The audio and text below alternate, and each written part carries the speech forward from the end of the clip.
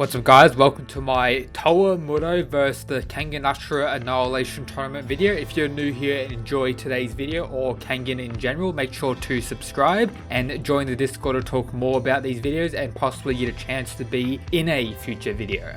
So if you didn't know, Toa Mudo was the third fighter for Team Purgatory against Kengan in the Purgatory vs Kengan tournament. His opponent was the German machine Julius Reinhold, where he was defeated in the third round at chapter 75. Absolute hype, and was the first person to take an L from Team Purgatory, allowing Julius to get the first win for Kengan, and honestly one of the best fights we've had thus far in Omega, and absolute hype. But the main issue is Julius gets all the respect, and Toa Mudo was currently pushed to the side after this fight, and with him getting disrespected by Julius so hard. But Toa Mudo deserves some respect, and you're going to see how strong he truly is in this video with him being able to get a lot of wins. And I do put him quite a bit above Carlos and Falcon in terms of ability to win against other fighters. As always for these videos, I'm going to be doing Toa Mudo, current what we've seen in Omega, versus the feats for Ashura level fighters. So Annihilation tournament, all the fighters at their peak during Ashura. No Omega feats will be used. So yep.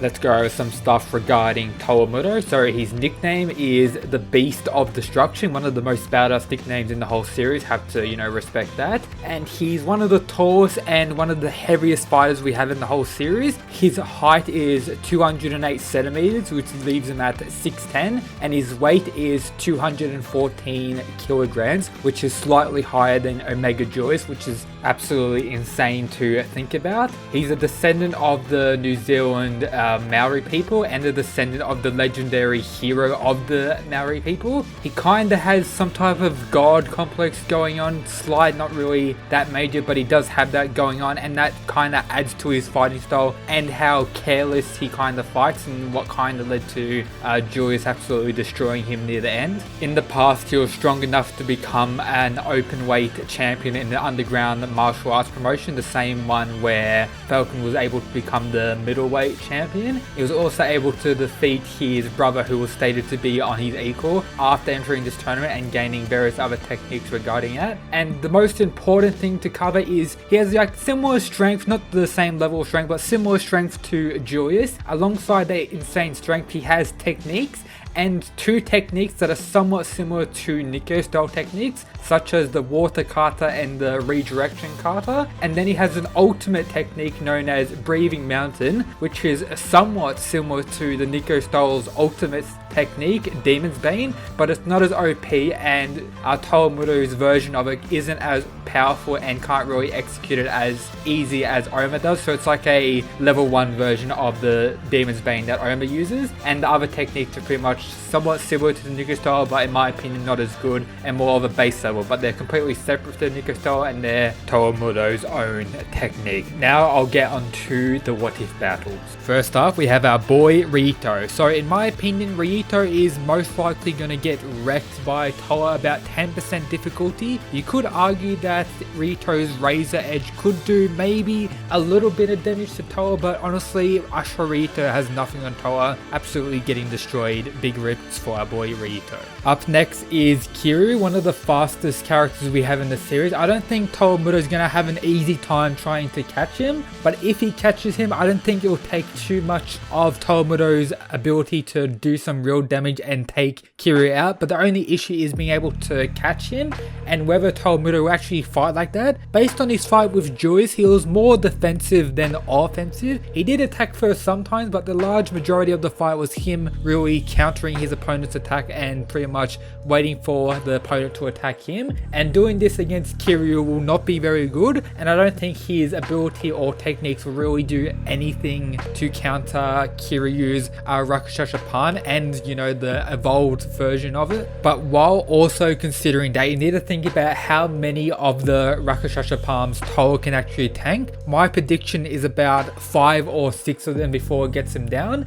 and probably after one attack landed on Kiryu, probably enter him in full demon form, and then another attack would finish him. But I don't think Kiryu really has the fighting style or speed to really stop Kiryu. So with that, I'm going to say Kiryu wins about 90% difficulty, but it could easily go Toa Mudo's way for this. Up next we have our boy Super Simp Ray. So Ray is probably the fastest character we have speed wise in the whole series. I don't think many people will argue about that, and I already mentioned the trouble Toa will most likely have with Kiryu's speed. So with Ray it's a whole nother monster, but Ray doesn't have the same hacks abilities. He does have pretty decent strength, but it's more thanks to his speed, and I think Ray will take quite a bit of time to even drop Toa Mudo, and he could argue that many of Ray's techniques won't even work on Toa Mudo thanks to the water kata and the redirection Toa Mudo is able to use. So with that, I don't think Ray has enough stamina and ability to keep up his full speed and full power long enough to take down Toa Mudo, but while saying that, Toa Mudo will probably be on the brink of death at the end of the fight, but I do think Toa Mudo will win 95% difficulty. Up next we have Kanoh Gito. So you may think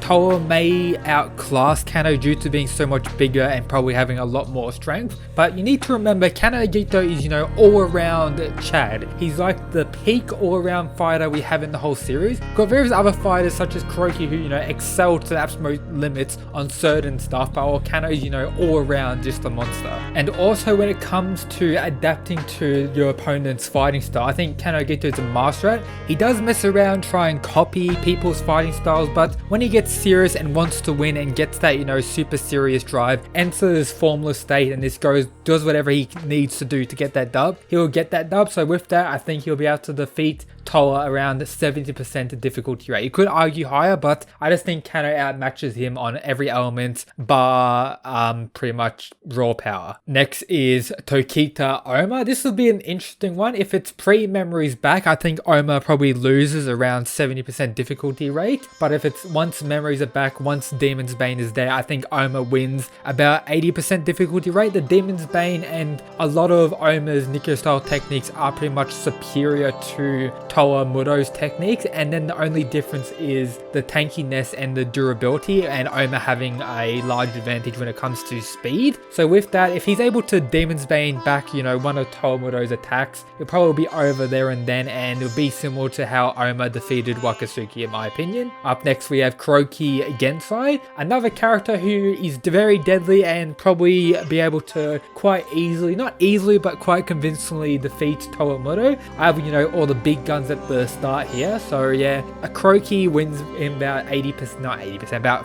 60 to 50% with just sheer experience alone and ability to read a fighter. Toa Mudo wasn't really able to work out how to defeat Julius, and Julius, you know, just uses his raw power, doesn't have insane technique or really that insane strategy, and Toa Mudo was able to get bumped by him. So Kuroki gets to an absolute peak Chad, defensive absolute god.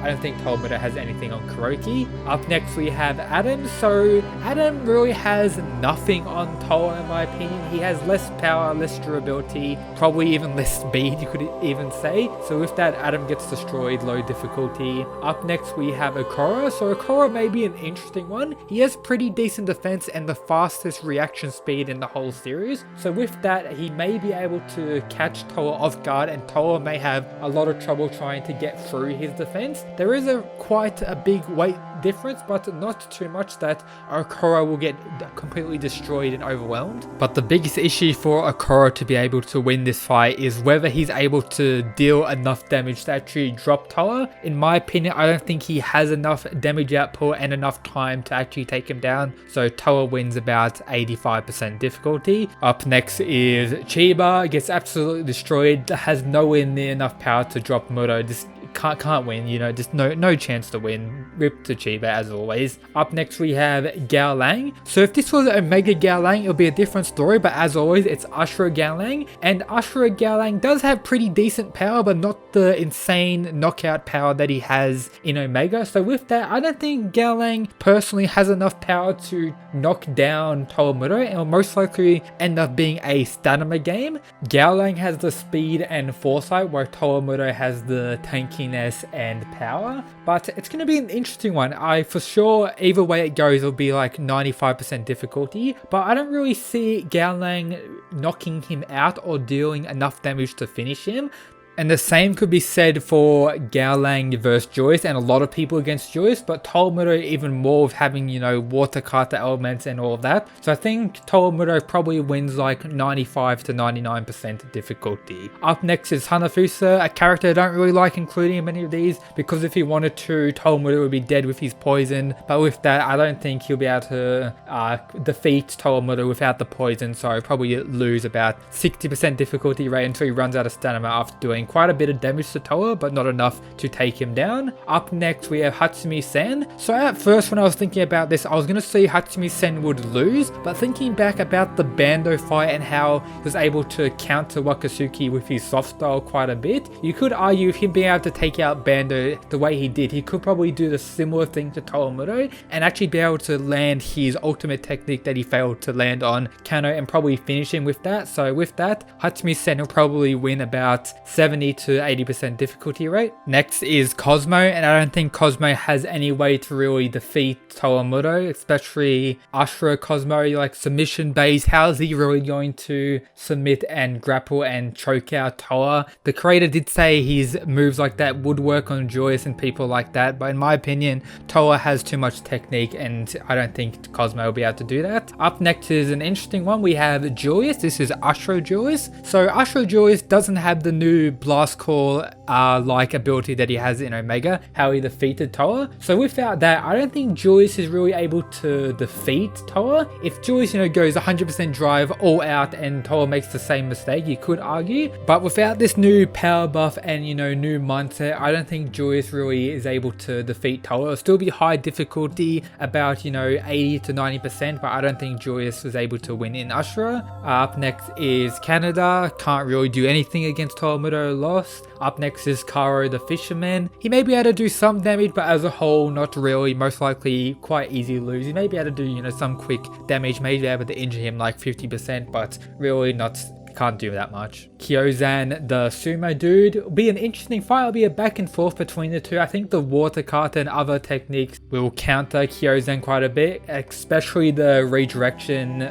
moves Toa uses. So with that, about a 60% difficulty rate to win for Toa. Up next is Kanoh, one of the only characters in the series who is heavier than Toa. Kanoh doesn't really have much, if not any, technique in Ashura. Doesn't really have the fighting spirit as he used to have. He probably has a speed advantage, which is, you know, surprising. He's actually quite fast, but I don't think he has really enough technique and ability to counter Toa really, so probably lose about 60% difficulty rate. Up next is Raian. So Raian was compared to Wakatsuki, one of the strongest physical wise characters we have in the whole series. He has the removal, and I think the removal paired with his power and his speed is probably too much for Toa. Be able to, you know, just ram into him. You could argue the redirection, the water type kata and everything else Toa has when it comes to techniques may be able to, you know, reverse and not really take that much damage. But I think Raian is probably too crazy and too like hyperactive and persistent on the fight that he'll probably do too much damage for Toa to deal with and take him out about a 90% difficulty rate or maybe 80%. Up next is Gozo. Gozo doesn't really have enough power to take out Toa, probably loses 30 to 40%. Up next is Muteba. If it's not, you know, a Kengan fight, Muteba could probably win against most fighters in the Kengan verse,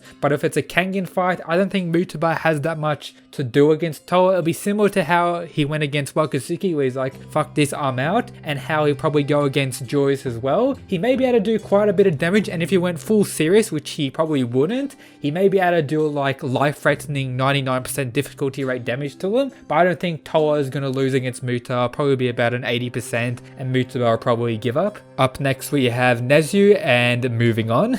Up next we have Nikaido. Nikaido doesn't really have that much on Toa as well. It's pretty much the same with a lot of the smaller characters. Can't really do anything to Toa Mudo. You could argue his ultimate technique may be able to do a little bit of damage, but I don't really think he's able to land multiple of those or even perform multiple of those in a fight. And I don't think he has enough time to do that many in a fight against Toa, so most likely lose. Okubo would be an interesting one. He has the ability, you know, to change up and maybe confuse Toa and come out of nowhere, where stuff that Toa wouldn't really expect, especially with the passive way Toa fights. It may allow Okubo to get the advantage, but still, I don't think Okubo has enough power, so most likely lose around 70%. Up next is Sekibayashi, so two passive fighters going at each other, see who fights first. It'll be a very interesting fight. It'll be a bloody fight. I think Sekibayashi probably has more durability but less power, so with that I think Toa Mudo will probably win about 80% difficulty rate. Next we have Wakatsuki. Wakatsuki, in my opinion, will be a win for him.